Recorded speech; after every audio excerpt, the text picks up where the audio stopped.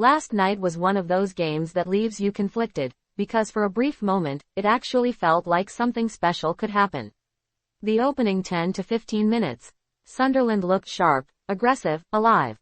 Every player seemed locked in, every tackle had intent, and even when the scoreline quickly turned to 0-2, the crowd didn't turn. If anything, they leaned in. There was belief. There was noise. There was unity. But then, everything unraveled. That first half spiraled fast. Defensive structure disappeared. Marking broke down, and suddenly a team known for discipline looked completely unrecognizable. It wasn't just one mistake, it was a chain reaction. Missed challenges, slow reactions, gaps everywhere. By the time the dust settled, Sunderland were staring at a brutal scoreline, and fans were left wondering how such solid habits could vanish so quickly. And yet, the second half told a different story. Down 0-4, many teams would fold.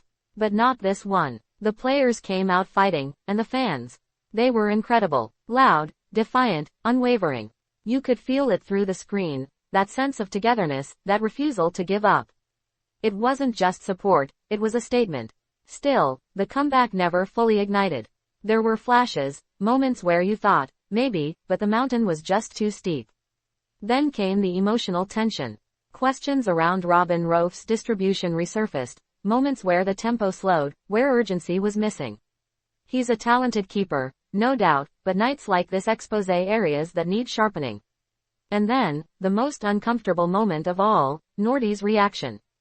Gestures toward the fans, visible frustration, something clearly boiled over. Whether it was heat of the moment or something deeper, it didn't sit right. And neither did the boos that followed. Because here's the truth, when a team is already down, turning on them doesn't lift them up.